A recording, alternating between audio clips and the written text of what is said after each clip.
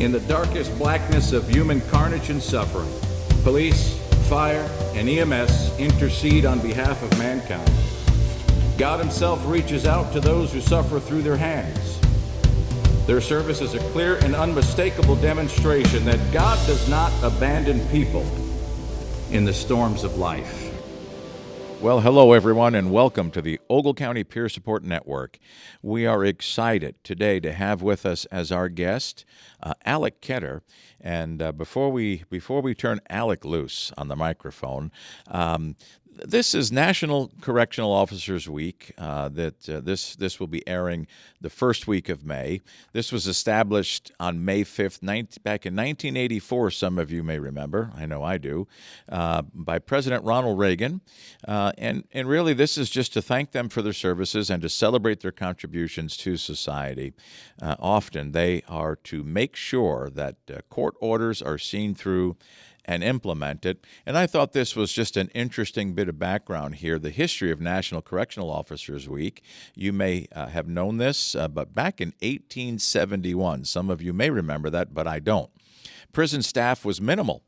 At the time, the Colorado Territorial Prison employed just one warden and 6 guards who were known as turnkeys, since their jobs were primarily locking and unlocking the prisoners' cells. This position paid about $25 per month and required no education or physical competency. For many years, the turnkeys were not very serious about their role since it demanded little from them. They rarely wore the proper uniform or maintained a professional appearance in front of the inmates. Well, back in the 1950s, prison institutions became less intense and inmate programs reoriented with a rehabilitative philosophy. Penitentiaries came to be called correctional institutions, and prison guards became correctional officers. Correctional officers received a hike in their pay grade, a professional work environment, and advanced training to perform better in their careers. So, Alec, our guest, Alec Ketter.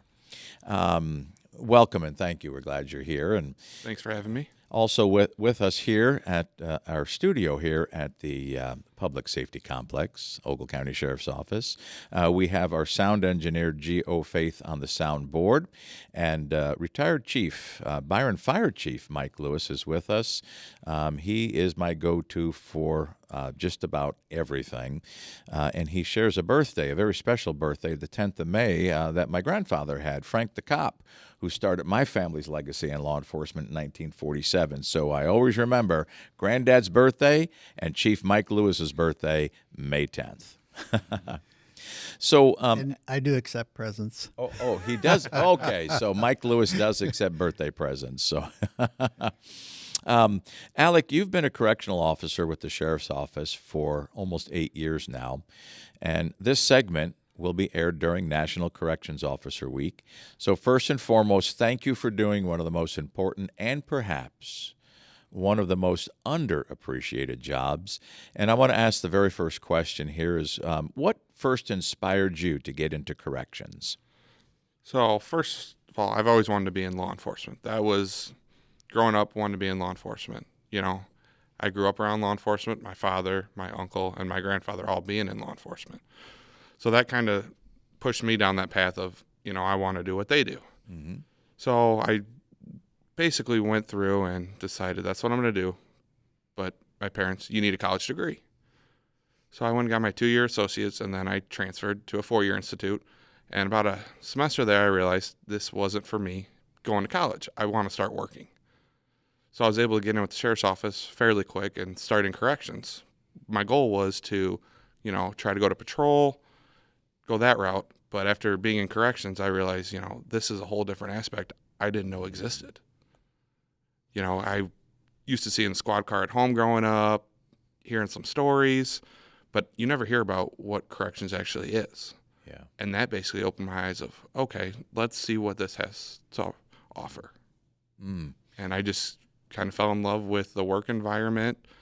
It's more of a team aspect because you're with the same group of people for 12 hours a day. Yeah. And I spend more time with them, essentially, than my family. So it's one of those things where you develop these relationships with your coworkers where you're family. And that's kind of how I grew up in it, was everybody's a family.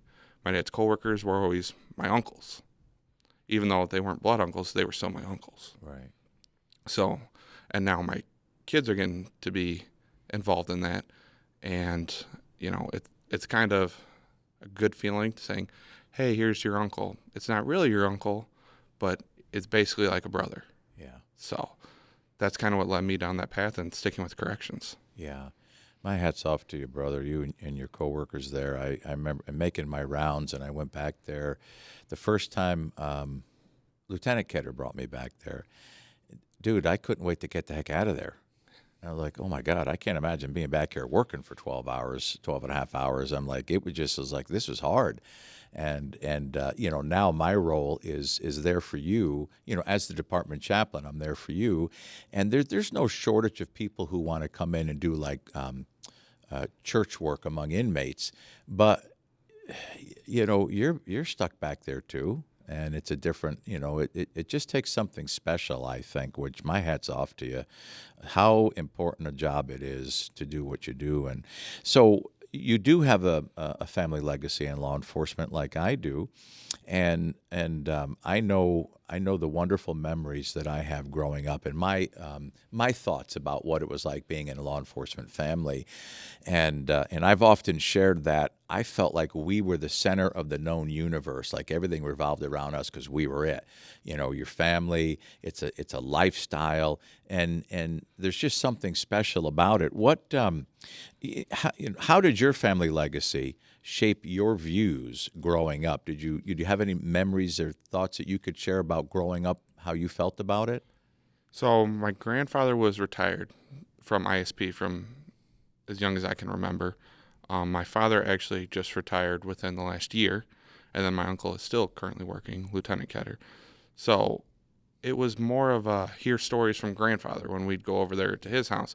He'd tell us, stories of his time on the tollways, stuff like that. Where my father was a detective, we really didn't talk about stuff at home growing up because he wanted to keep us, I think, sheltered. Yeah. You don't want to expose a 10-year-old to what you see in the cases you're working.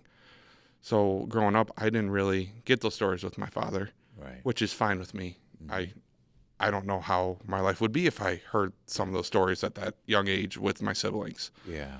So the views that they had was, it's law enforcement. I got to hear this cool stories from Grandpa about his time, but didn't really hear from Dad, didn't really hear from my uncle. So I had this theory of, it's how it used to be back in the old day on, and then you start going to classes, learning more stuff, and you're like, okay, there's a whole different view other than just how it used to be. And that kind of view, once I got to corrections, like, okay, I got to hear the cool stories of, chasing somebody, bringing the arrest in, but you don't know what happens after that. Right. And in the correction setting, you're taking them to and from court, updating their court cases for records. So you kind of get to see how the case plays out and, understand more of the law side to it. Yeah, yeah. That's interesting. So does that help you in a sense too? Like you get to see that whole process, and do you feel like that gives like a sense of closure too? You follow the thing all the way through to say whatever, as a person gets incarcerated or whatever their sentence is, and it's like, yeah, you were part of that. You get to see that. Whereas like the average person, you hear about somebody committing a crime or doing something, and then it's like, well, what's going to even happen? We don't really, you hear about it in the news later, then you don't really think about it, but you're living it. You're there. You know what's going on. It's got to be just a sense of, yep, we see this thing all the way through. Yeah, that's pretty much like they taught us at the peer support training. Yeah. You're learning different roles from, dispatchers. They're taking the call. They don't know what happens, after they hear that one is going to jail. They don't really know what happens. Same as patrol. They make their arrest, they bring them to jail. Right. And then they're kind of done. They're off to the next thing, where corrections, you follow it up. You're taking them to and from court if they stay into custody. Or the nice thing about corrections, you also get to work the courthouse. So you can go over there and assist in the court and see the court case actually in the courthouse, in the courtroom. So that's something unique that I think the job offers. Yeah, yeah. It is an experience for like the average person to see the process in court and all that. I just remember one time as a kid, my grandfather took me and my brother through the jail there at the police department, and it was just so weird, a weird experience. And of course, it was all bars, and the guys had their hands and arms sticking through, just leaning. I just remember walking down, seeing that, and have that image in my mind today. And this was going back to the early '70s, late '60s, early '70s. I remember that.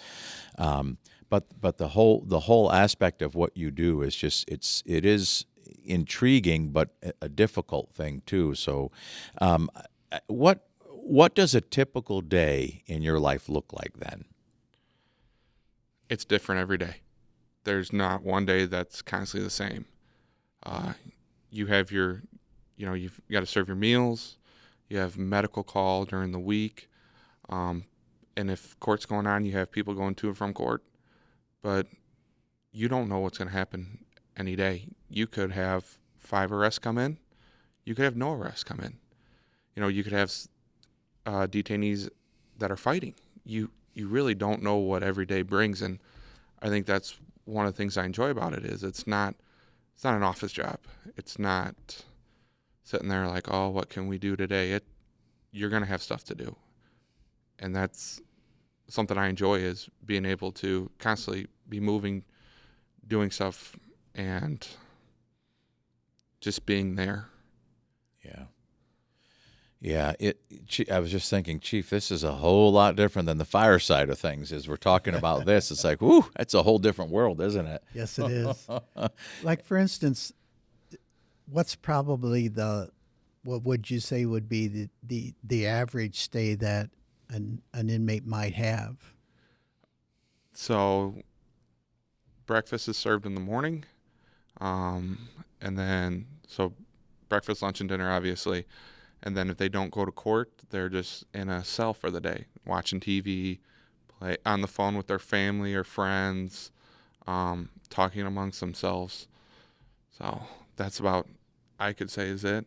So I know that I'm familiar with one of your inmates that was probably in there for like 3 years that just recently had their court case. And I can only imagine having somebody there for 3 years incarcerated, you must get to know them to some degree, almost like you would know somebody else. Yeah. So when I first started, my training officer taught me that treat everybody with respect, and treat them how you would want to be treated. So that's kind of the philosophy or motto that I have. If you're going to be respectful to me, I will be respectful to you. But as soon as that line's crossed, then, we have to have a different conversation or go a different route. When I was thinking about that and having this conversation with you today, I just couldn't help but think about that one because I just knew that he'd been in there for quite some time and thinking, wow. You're in there 12 hours with them, and that's just amazing to me to know all of those different stories because, oh my goodness gracious, they talk about a gamut too in terms of what they've done and how they present themselves now. I can't even imagine, but that makes such a difference in their lives too. Well, it's a great work that you do there. Yeah, absolutely. Absolutely. I was in a different community recently, and I had to go to their public safety building, and of course the sheriff's office and the jail and everything was all connected.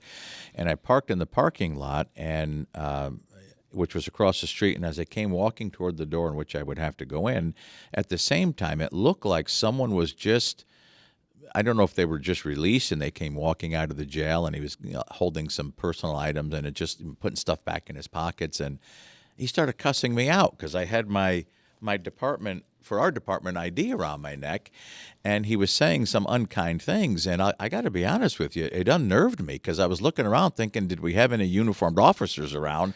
And I thought, wait, what if this guy jumps on me and starts pounding me? So I was like, I could have used a guy like you walking with me. I didn't do anything wrong, and I got a good cussing out that day. So I can only imagine. Perhaps maybe there are times when you're looked at as the enemy, and you're just trying to do a job. You have taken on some important roles at the sheriff's office recently, and so you've become a training officer for new deputies, as well as a peer support member, in which we serve together on the peer support team. Both of these things means that your coworkers come to you for guidance. Do you feel extra pressure to always remain positive and not get mired down in some of the day-to-day stress? So I don't think there's any extra pressure. I signed up for this stuff. This is something I want to do.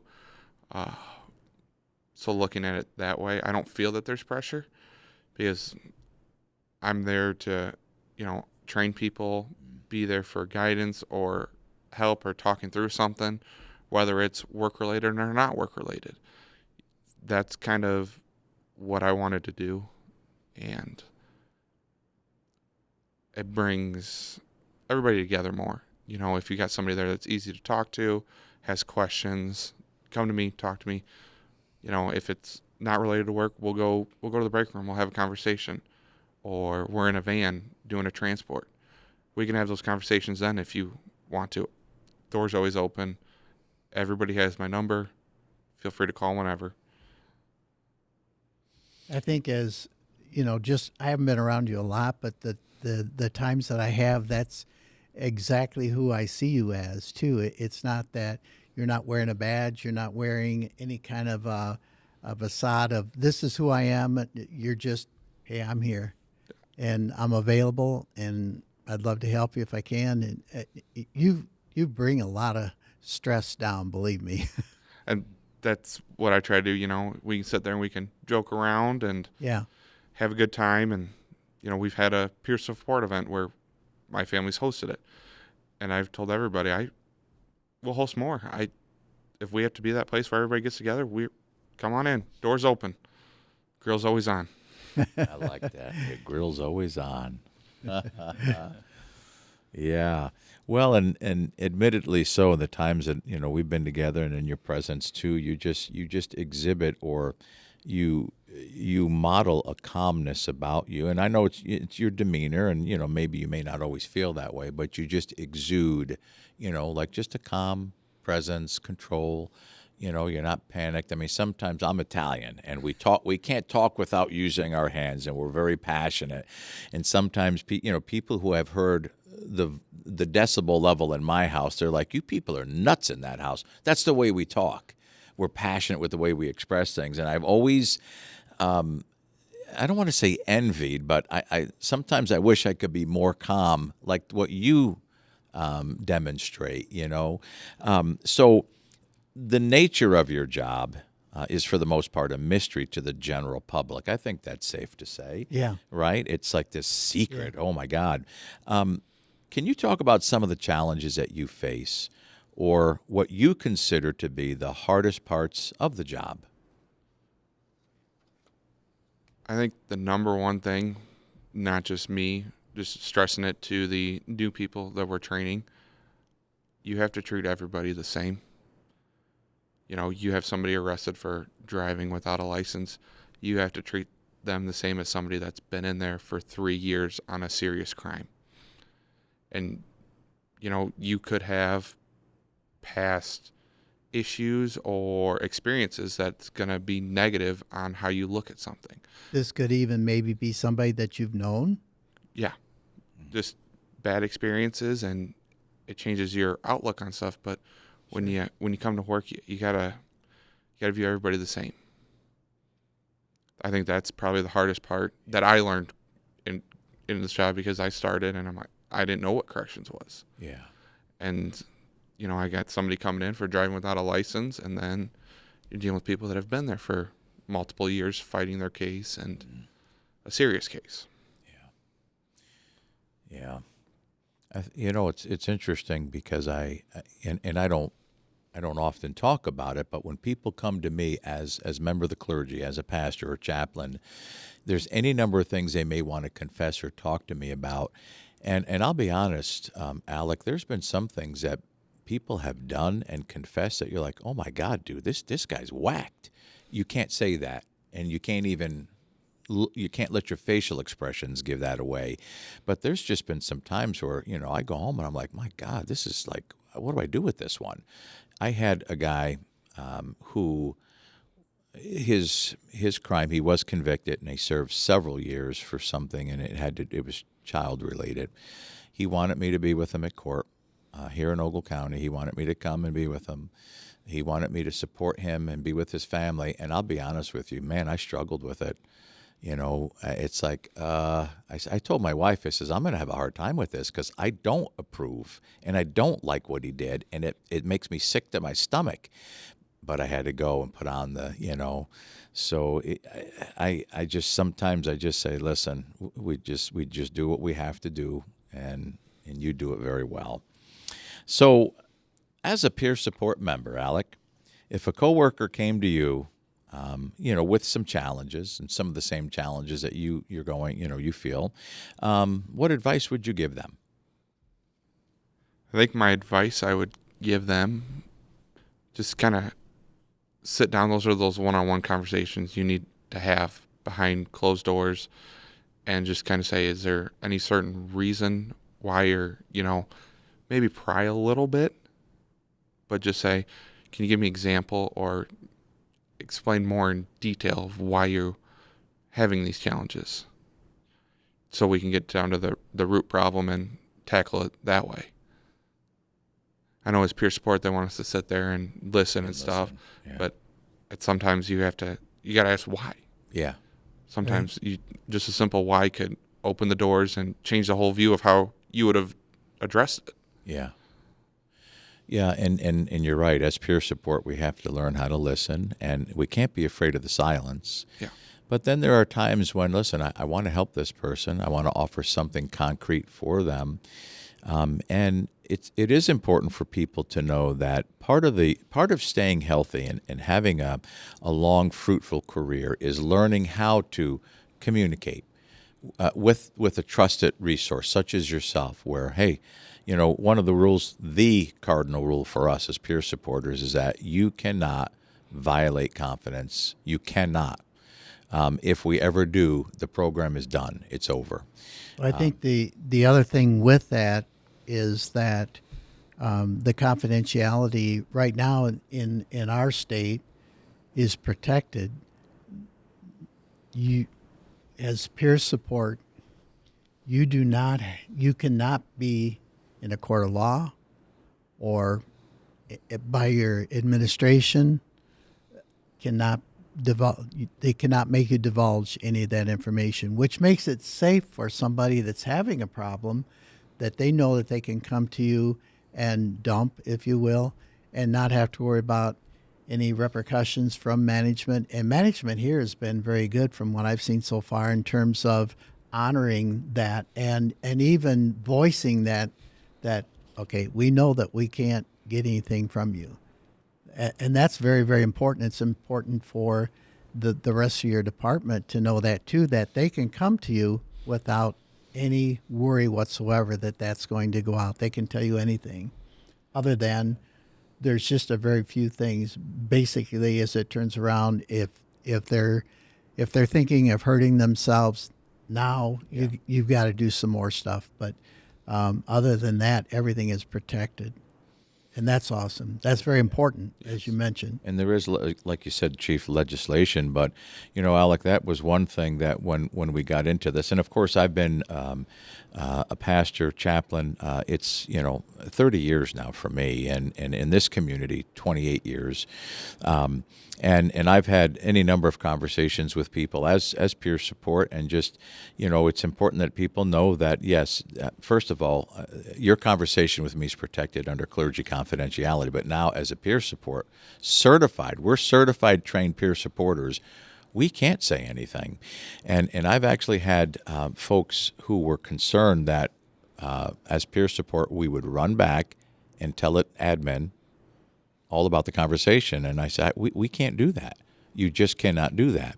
And what benefit would there be in any of that? Because then we just would kill the program. But so you do very well, as I said, just, watching you and how you just, present yourself and listening and all. If and I think I just want to stress something here that we mentioned, that if someone were thinking about hurting themselves now, as a chaplain, there's training that I've been through, so much training in how to try to determine if someone is going to hurt themselves, and yes, that is a game changer, because now if you determine that yes, someone is planning to do it and they have an active plan and they're going to do this, and okay, well, they can't be left alone, and we have to do something, and it's important that folks understand, the concept about talking now and getting our emotions out there and being honest. Let's be real with one another. Right. But bottom line is, if people don't like you and they don't trust you, they're not going to say anything to you. So a lot of what we have to do is we just work on being that trusted source, earning. I mean, that's really the point to this podcast. And this is the Ogle County Peer Support Network. And our goal is to be a trusted voice and a resource for our department and for first responders in our county, Ogle County, and then beyond. And their families. And their families. That was. Thank you. That was the point that I was leading to. Thanks, Chief. That we've talked so much about this, how important it is that we are here for families. Your family. I mean, your job is a call. You're doing a very difficult job. Your family's doing it with you. They're the ones that have to sacrifice and share you. And as you said at the beginning of the podcast, is you develop relationships and a bond, if you will, a closeness with coworkers that you spend a lot of time together and you navigate different things together. And so it is important that we be mindful and give our families a priority and preferential treatment, and make sure they know that, hey, you're important. I invited my wife to come down here today. I said, why don't you come down? And she has her hands full from the grandkids to her parents and all that. I said, just be a part. And, she's busy and all, but just trying to look for ways to engage her and keep her in the mix. And some of our peer support events, too, include our families. It has to. We have to do a good job in keeping them connected and feeling like they're a part of it, because I don't know how you feel, and you can comment on it, but I could not do any of this if my wife was not supportive. Correct. I couldn't do the job I do right now without my wife being supportive, especially with a child at home. Yeah. We're very blessed that she has a job where she's able to work from home. Yeah. And I'm able to do stuff like this. Yeah. Have to sit down, or, if needed, at a moment's notice, go in for work or be there for somebody if needed. Yeah. And I wanted to comment that you don't just have a boy, you have an extremely cute boy. That kid is adorable. Thank you. And our families are, again, I mean, they're so important and they're so valuable, and anything that we as peer support can do, we want to help our families and feel special and important, and working on ideas and thoughts and how we can do a better job for them. But it is a life of sacrifice. When somebody wants to know, well, how do you describe the life of a first responder, of a correctional officer, of a telecommunicator? The first word that always came to my mind was sacrifice. You're sacrificing a lot, and it is serving. You are a faithful servant, and so much appreciate what you do. So many aspects of the job are just hard. I mean, there's no way around it. What do you find rewarding or fulfilling about the job, and what would you want young people to know who are thinking about joining your profession?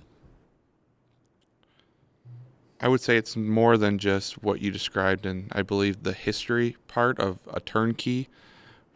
We're much more than that. Yeah. We do have outside resources, counselors, chaplains that come in and speak to, detainees and that source. So when they're not there, you have to somewhat be that person to talk to if it's that type of situation. My biggest fulfillment of it would be that everybody goes home. Mm-hmm. We all go to work, we all go home. That's the first thing they teach you. Yeah. Everybody goes home. So just being able to do a job effectively every day and be there for each other. That's probably my fulfillment of the job. And like I said, more than just turnkeys, we transport people to and from court. You know, we have somebody get arrested in a different county. We have transport people that go and pick them up and have to bring them back to Ogle County. I've actually had a privilege of being on that transport team for a year, where I've been up to northern Wisconsin, down to St. Louis, Wow. all the way over to Des Moines, into Indiana. Wow. So, and getting to see how other jails operate and being able to bring some of that knowledge back and say, hey, here's what they're doing. You know, is there something similar we could do that's more effective? Yeah. Yeah, and you know, do you find? And I know nowadays there just seems to be a real problem with recruitment and retention. You know, do you find that? I mean, you're having that same issue at the jail as well? I think everybody is. Yeah. So we're getting back up to the way fully staffed, and it'll be exciting to see, you know, having everybody there, everybody trained, and to see that new route of how that goes. Yeah. Yeah, there's some challenges that I don't know how we're going to overcome those, because I mean, this is a different time that we're living in, a different generation, and you know, I mean, you have a family legacy in law enforcement, which is amazing, but not everybody does. Yeah. You know, and I would imagine, just like anything else, some people just get into it because it's like, well, you know, it's a job, I'm going to apply. You know, for example, we were just kind of joking around about the starting salary now for a state trooper in Illinois. You know, that's going to be hard to compete with, but and I was talking to a retired first responder. It's like, you know, we start throwing these exorbitant salaries and we start dangling a carrot in front of people, and you want the right people to apply. You know, you certainly don't want people to get into it for the wrong reason, but, you know, is there a way that you weed that out, or is there a way that you would know, it's like, man, this guy shouldn't be doing this? Is that easy to see, is spotting somebody? It's a loaded question too, huh? Let's take your time. Well, a lot of that probably comes in training too, doesn't it? I mean, you sometimes end up actually molding that person into what you need them to be in that instance. If they don't make it, they don't make it. But I think that what you see in our professions is that when you get somebody in the door, there must have been some interest there to begin with, and then as you start going through training, you'll see maybe their fallouts, or where you need to put more emphasis on the training on an individual basis. Yeah, most definitely. I would say it just kind of depends what they did prior to, you know, deciding they wanted a career in corrections. You know, were they just coming off of working at a fast food restaurant, or do they have some experience with law enforcement? It just kind of, you have to basically look at what they've done and try to be, okay, so here's some similar things that, you know, you can correlate with and build off of that and try to develop and see where extra help is needed and focus more time than certain things. Interesting. I can imagine, just from the way you've been talking, that there's so many different elements, so many different skill sets that are required, even on top of treating everybody the way you would like to be treated. And that I can see where that's a core, but from serving meals to escorting people to the court system, and just having to talk with them and getting them to comply, or whatever, you know, with all of the different personalities and things that you have to deal with. That's amazing. It is. Which is nice being a smaller department. We don't have certain assigned areas, where bigger departments where you're assigned to maybe booking for the day or a cell for the day. We're doing it all. 1 minute we could be accepting a new arrest, and 2 minutes later we could be taking somebody to court, and another 2 minutes later we could be taking somebody to a medical call in the nurse's office. So we get to do everything, which I thoroughly enjoy, not being stuck to one area and getting to experience everything. Yeah. I think that's the beauty of our smaller community that way. I know as I was involved with later on in my career with having to bring on new people. And it was amazing how many people from the Chicago area, the suburbs especially, wanted to come to our department. And they would place high on the list because they've been testing all their lives, where the people in our area, this testing system that we were forced into, left them kind of at a disadvantage. And the first guy that we, I had to take the first guy off the list, and he was a paramedic. He had been in service for like 15 years and thought, okay, I'll come out here to Podunk and be a lot less call volume. And he was at our department for about 2 weeks, and he came into my office and he said, Chief, I'm going to respectfully disengage. He said, you guys have been great. I don't have any problem with anybody here. I've really enjoyed the training. But he says, I am not used to being with a patient that long. In the burbs, they throw them in the bus and away they go, and the hospital's real close. Here, there's a lot more patient contact. And the other thing that's unique, and I think that's why people of our area that come into our services looking for work, because they know our neighborhood, so to speak, it just works out better.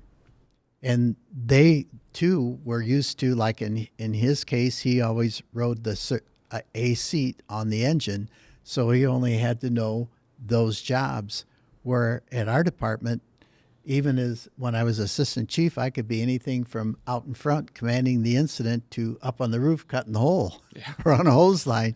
Just depends on who was there for the day and who was available, because we didn't have that many full-time people and we relied on the paid-on-call to come in. So it was, you just have to know a little bit of everything. And I really liked that because you had to be a little more versed in different things. We've got time for one more question. This is another loaded question, but do you find it's easy, difficult, or how do you not take work home? I mean, how do you keep it separate? And when you're home, you're home. Do you have trouble with that? Depends on the day. It comes down to it. My wife has been able to tell when it's been one of those days. Just time to decompress and just need a little more space when I get home. We have an awesome peer support group that also a couple members also be really close, and I might give them a call on the way home, just kind of talk it out and go from there. That my wife has been very great about everything because she's seen me through all these different stages of adding more stuff as training officer, peer support. So she's seen me evolve as within the job, and she's kind of had to too. So I'm very grateful for what she's been able to take in. Yeah. That's one thing I have really noticed about your team, the peer support team, is that the closeness of the group. Just like you said, the first time we all got together in here's Uncle Zach. And it's like, oh, you guys are all related? Yeah. And then it hit me, because it's the same way in the fire service. You end up a very close-knit group, a family, really, because you're going out there to battle together, really. But it was really neat to see that within your group. And I can see where that's the importance of that in the jobs that you're doing. To be able to, hey, I had a bad one, and they're going to have some idea of what that is and how to work through it with you. Yeah, that was one of the things that I really loved about growing up in a law enforcement family, is those relationships with other, back during that day, we called them policemen. Yeah. We never heard the expression police officer, but just that camaraderie and that togetherness, and then doing things when you weren't working, you did things together and so forth. The value of sometimes, and Chief and I talked about this, of taking the long way home when it's been particularly stressful. There's been times when I've done just that. The long way home, man, and just cranked up the music or whatever I was doing, and it really does help with the because our families don't deserve to be dumped on or to be ignored when we come home. And yet that's exactly sometimes what we do is we either clam up and we just shut down, or we just dump on them. So I would say at this point, maybe if you were to say something to your wife and she were listening, what would you say to her? Be careful. Yeah. Be careful. Just, she's been a blessing. Just everything from this job and dealing with everything that comes with it. And I believe peer support has not only helped myself, it's also helped me see, other spouses, how it's affecting them. And, when we have our get-togethers, they're talking just as much as we are. Yeah. And they're interjecting and bringing different views into what we have. So that's a blessing. Yeah. Yeah, they are. Families are truly a blessing, and they're our reason for doing what we do. Yeah. So, Alec, this has been awesome. I really appreciate you taking the time. Thanks for having me. Coming in the pouring rain. I mean, I'm expecting Noah's boat to go floating down the road any time here. Thank you again, and we look forward to the next time we get to do something like this. Appreciate your time, and brother, God bless you and thank you. Thank you. Thanks, Alec. Thank you. Dispatch from Route 7 Command. Man, go ahead. Need a chaplain at this location? 10-4.